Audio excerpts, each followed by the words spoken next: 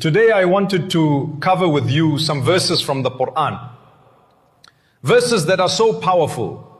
Verses that should be memorized by every one of us. Some of our great scholars have called them verses of optimism. Verses that raise our spirits.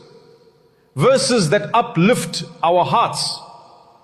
These are the verses that you and I will need to recall in times of difficulty, in times of stress, in moments of crisis. You see, the reality of life is that one thing is absolutely certain. Difficulty and struggle are part and parcel of our existence. This world was never designed to be free of hardship. No human being, listen carefully, no human being is living a Jannah on earth.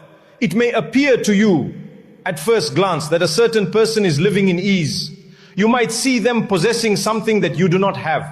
And you might think to yourself, wow, that person has everything. But the reality is very different. Every single human being, without exception, is struggling in some way, in some form, in some manner.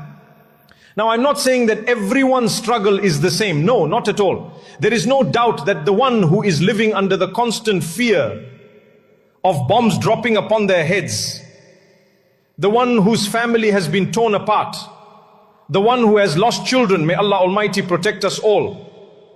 There is no doubt that this is an entirely different level of difficulty. But even then, nobody is living a life of complete paradise on this earth. Why? Because this world was never meant to be Jannah. This world is meant to be a place of trials, a place of testing, a place of tribulation. And so the wealthy person is being tested in his own way, while the one who is poor is being tested in another way. The one who has a family is being tested with that family, and the one who has no family is being tested with loneliness. Each and every one of us is being tested in life. That is the reality. That is what life is all about. But the mercy of Allah is such that He has revealed to us verses in the Quran, verses that can lift us, verses that can strengthen us, verses that can give us hope. And that is why we must memorize them, so that whenever we are faced with a difficulty, we can recite them, reflect upon them, and find comfort within them. I will mention some of these verses. Obviously, time is always limited, but I want to share a selection with you, and then inshallah, I will conclude with what I like to call the verse of optimism. A verse that brings us back to a spiritual reminder. A verse that connects our hearts to Allah in the most beautiful way. But before we get there, I want to begin with verses of optimism from a worldly perspective. Verses that speak to us when we are facing worldly problems. Verses that remind us to remain optimistic, to never lose hope, and to keep going no matter what challenges lie ahead. My brothers and sisters, the very first verse I want to begin with is one that all of you already know. It is a rule that Allah Almighty reminds us of in the Quran, a principle that we should all memorize and engrave in our hearts. What is that rule? It is that Allah never sends down a difficulty except that along with that difficulty He sends down an ease. Subhanallah. What a powerful reminder from our Creator. Notice carefully how Allah words this verse. He tells us that with the same difficulty comes an ease. And then in the very next line, Allah says again, with the same difficulty, there is another ease. The scholars have explained this so beautifully. They say, never will one single difficulty overpower two or more forms of ease. Never. The ease will always outweigh the difficulty. The ease will always win. And here, the Arabic is very precise. Allah uses a wording that indicates it is not after the difficulty, but with the difficulty. The here and the then is without delay. At the very same time that the difficulty descends, the ease is also descending. The same difficulty that you are facing, Allah promises He will pair it with multiple forms of ease. So if you are struggling financially, Allah is telling you, don't worry. your health is in good shape. If you are struggling with a health issue, Allah is reminding you, you still have the blessing of a loving family. If you are experiencing a problem within your family, Allah is telling you society and the community around you is at peace. In other words, whatever the nature of your difficulty may be, Allah is saying to you, my servant, I will give you multiple eases. I will give you other aspects of your life that are smooth, that are manageable, that are a source of comfort, even as you are tested in this one matter. So take this verse as a verse of optimism. Hold it close to your heart. The next time you face a challenge, remind yourself of this principle from Allah Himself. Never does He send down a single difficulty without pairing it with multiple forms of ease. Subhanallah. What a gift of hope. What a gift of comfort. And what a gift of optimism from our Rabb. My brothers and sisters, the second verse of optimism, again, we all know it. These are basic reminders, but they are so powerful that we need to commit them to memory. Why? Because when a problem comes, when a financial issue arises, when a family crisis unfolds, we need to remind ourselves of these verses. We need to anchor ourselves in the words of Allah. The second verse says, and I'm sure you've heard it many times, no soul will ever be burdened with more than it can bear. Subhanallah. This is not just a statement. This is a rule. This is a law of the Quran. These are the rules of creation that Allah Himself has laid down. What this verse means. Sometimes when we are overwhelmed, when we are crushed under the weight of our struggles, we say to ourselves, I cannot handle this. It is too much for me. The struggle is unbearable. I don't have the strength within me to deal with this. And to such a person, we remind them, your Creator knows you better than you know yourself. Allah knows you have it in you to overcome this trial. You might not trust yourself. You might not believe in yourself, but Allah, your Maker, trusts you. Allah knows that you can do it. In fact, the very fact that you are facing this particular trial is proof that you have what it takes to handle it. If you truly did not have the strength, the capacity, the ability, Allah would never have placed this burden upon your shoulders. It is as simple as that. So when you are going through something heavy, remember, Allah has already declared that He does not burden a soul beyond what it can bear. That means your struggle, your hardship, your difficulty, it is tailored to your strength. Allah knows you have the courage. Allah knows you have the fortitude. Allah knows you have the iman. Allah knows you have both the inner capacity and the external willpower to get through it. And that is why He chose you for this test. That is why He placed this particular burden upon you. If Allah knew you couldn't face it, you wouldn't even be facing it in the first place. Subhanallah, what a powerful way to look at life. So my brothers and sisters, trust in Allah. Trust that He knows you better than you know yourself.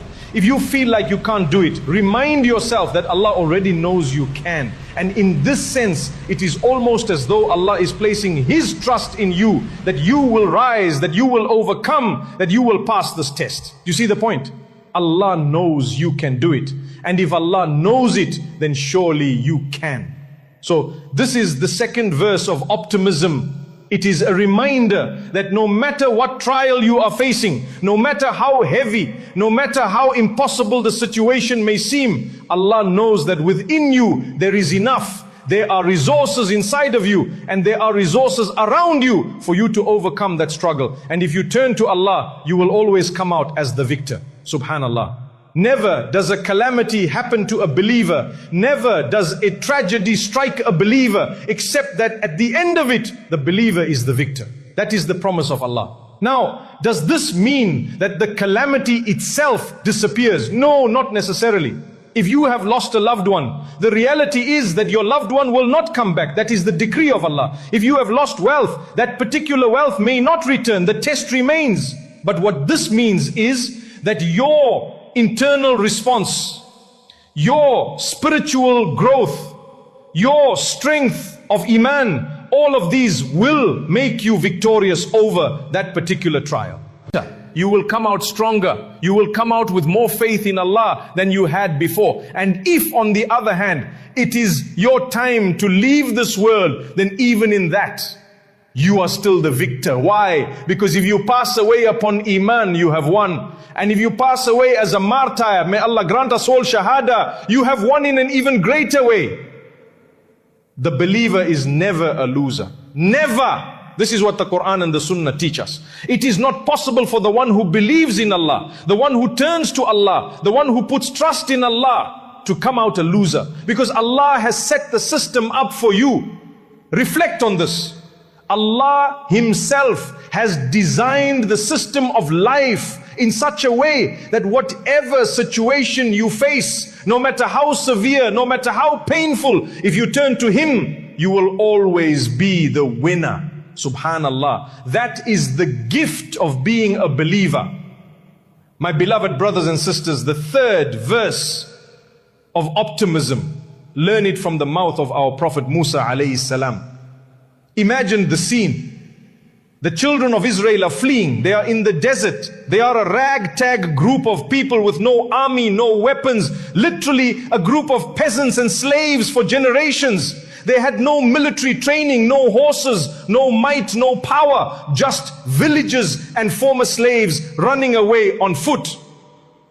And who is behind them? The mightiest army on earth at the time.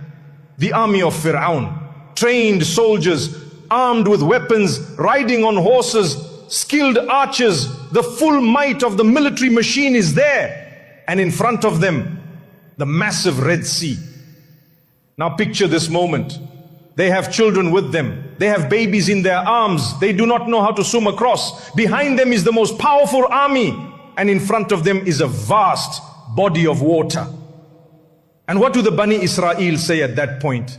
They say, we are done for. They are going to catch up to us. We are going to die. They did not have that level of Iman. And what did Musa alayhi salam say? Subhanallah, memorize this, my brothers and sisters, and use it whenever you are in difficulty. He said, I have Allah. How can I possibly lose? Allah is with me. How can I ever fail when Allah is with me? My Lord will find a way out for me. That right there is optimism. Look at the situation. No weapons, no army, no training, no horses. Behind them the mightiest military force known to man. In front of them the massive Red Sea. Yet Musa alayhi salam stands firm and declares, I have Allah with me. He will make a way out. And what did Allah do? Allah opened the sea. Allah showed them a way out when nobody thought there could ever be a way out. That is the power of belief. That is the power of tawakkul, placing trust in Allah. You and I may not see the Red Sea part before our eyes. Our miracles may not be as dramatic. But wallahi, every single one of us will experience miracles in our lives if we truly put our trust in Allah. Sustenance will come from places we never imagined. Help will arrive from sources we never considered. Doors will open where we saw only walls. That is the reality of lived experiences when we believe in Allah. And look again at the life of our Prophet Muhammad sallallahu alaihi wasallam. When he was in the cave of Thawr during the Hijrah, and the Quraysh were right outside, Abu Bakr radiallahu anhu was trembling. He was terrified. He said, if they just look down, they will see us. That's all it would have taken. Just a glance into that opening and it would have been over. And what did our beloved Prophet sallallahu alaihi wasallam say in that moment? He uttered the very same philosophy, the very same statement as Musa alayhi salam. Do not be afraid, Allah is with us. Subhanallah. Same words, same attitude. Why? Because both are prophets of Allah. That is the optimism of the prophets. And what about us? The followers of Muhammad sallallahu alayhi wasallam, if we claim to follow him, if we claim to be his ummah, then we must carry the same conviction. No matter what happens, we must say, Allah is with me. Allah is with me. Because how can the one who has Allah on his side ever lose? Who cares who is against you if Allah is with you?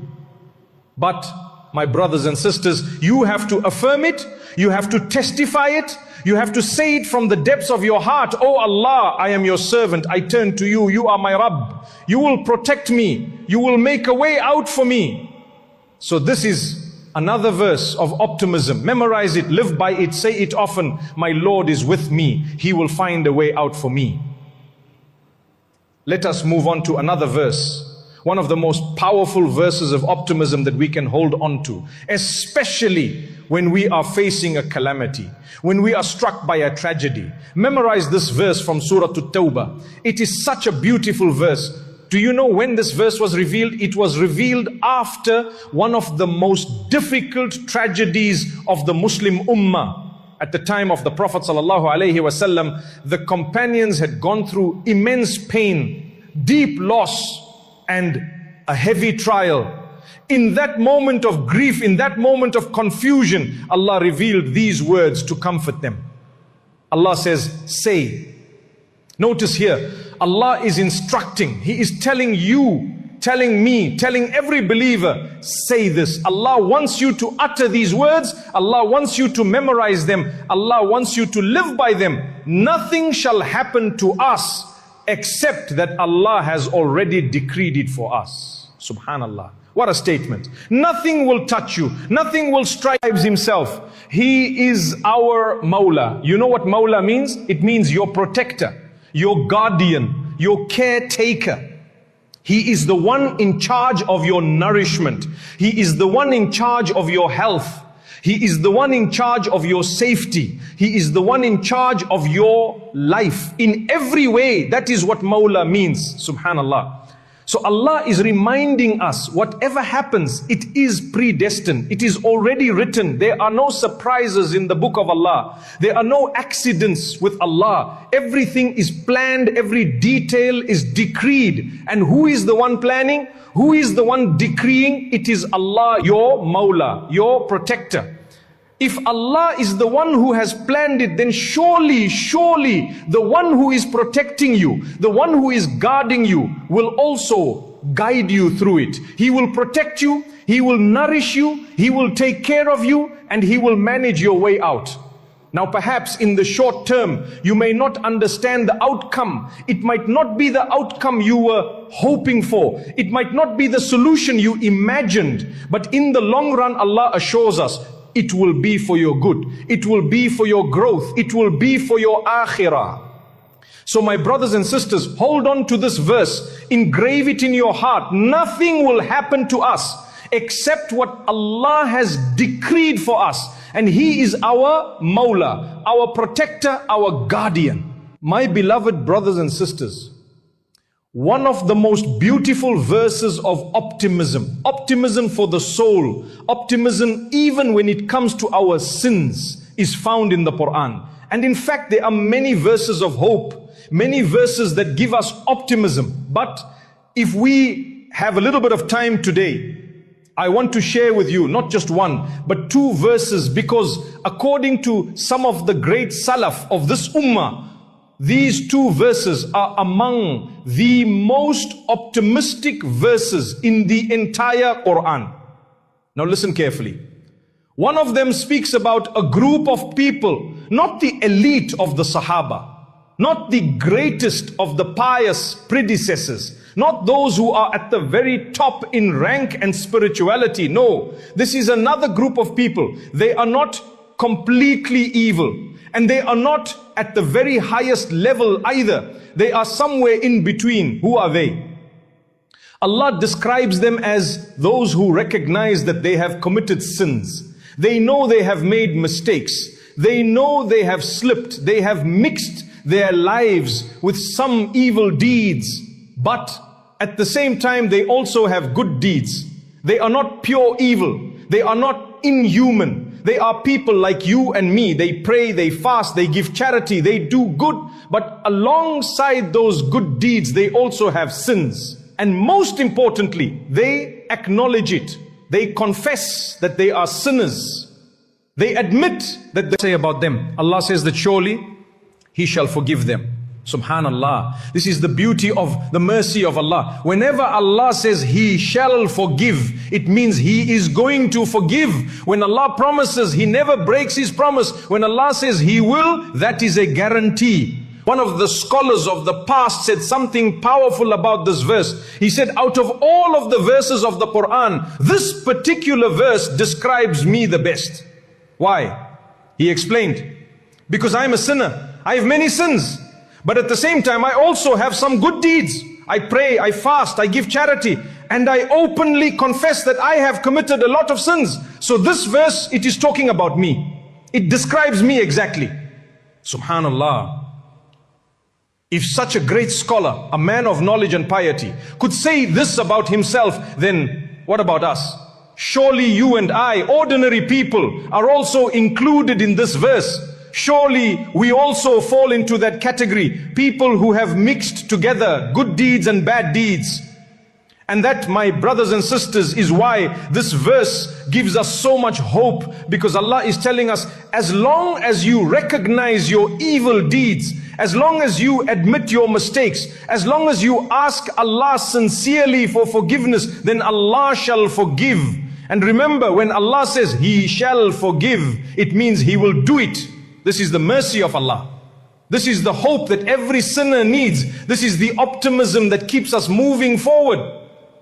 And of course, the single most optimistic verse in the entire Quran, according to the majority of the scholars of Islam, is one that we should never forget. Some even say, without doubt, this is the verse of ultimate hope. And yes, there are different opinions, but this particular verse has been described as the most optimistic verse of all. It was recited very recently in the prayers, perhaps even just 2 nights ago. And subhanallah, it is so powerful, because in this verse, Allah has flung open the doors of His mercy. He has not placed a single condition, not a single restriction, nothing. The doors are wide open. And notice something amazing here. Allah addresses us directly. He speaks in the first person. He says, "Oh my servants." Can you imagine? Despite all of our sins, despite all of our mistakes, despite all of our shortcomings, Allah still calls us my servants. He ascribes us to Himself. He claims us. He doesn't push us away. He doesn't say, "Oh sinners." No. He says, "Oh my worshippers." In this verse, He is not speaking to the prophets. He is not speaking to the angels. He is not speaking to those who are free of sin. He is speaking to me, and He is speaking to you. Allah says, "Oh my servants who have wronged their own souls, who have committed sin after sin after sin." Subhanallah. Allah is speaking directly to the biggest sinners, to me and to you. And He is saying, do not despair of the mercy of Allah. Do not give up hope. Do not think that you are beyond forgiveness. Why? Because Allah forgives all sins. All sins. There is no condition, no exception, no footnote. Allah forgives all sins. And then Allah reminds us why. Indeed, it is Allah who is the oft forgiving, the most merciful. This is the most unconditional, the most open-ended, the most hope-filled verse in the entire Quran. A verse that tells every sinner, no matter how sinful, no matter how dark their past, don't worry, Allah will forgive you. And then reflect on this. Your sins, no matter how many, are nothing compared to the infinite mercy of Allah. Your sins, no matter how great, are nothing compared to the rahmah of Ar-Rahman. Do you realize the deception of shaitan? Do you realize the blasphemy that he plants in our minds? When shaitan whispers, "You are too sinful, you cannot be forgiven," that thought itself is a bigger sin than any action you could have committed in your entire life. Why? Because that thought is an insult to Allah. That thought limits Allah's mercy, and nothing can limit Allah's mercy. Think about it. Your sins are finite. Your sins are small, but Allah's mercy is infinite. Allah's forgiveness has no end. So when a person says, "I cannot be forgiven," they are in fact saying that their sins are greater than the mercy of Allah. And who are we with our limited lives, our limited deeds, to say something like that about the infinite rahmah of Allah. Take that thought out of your mind. Never allow shaitan to trap you with it again. Allah can forgive all sins. Allah does forgive all sins. And who else forgives except Allah? None but Him.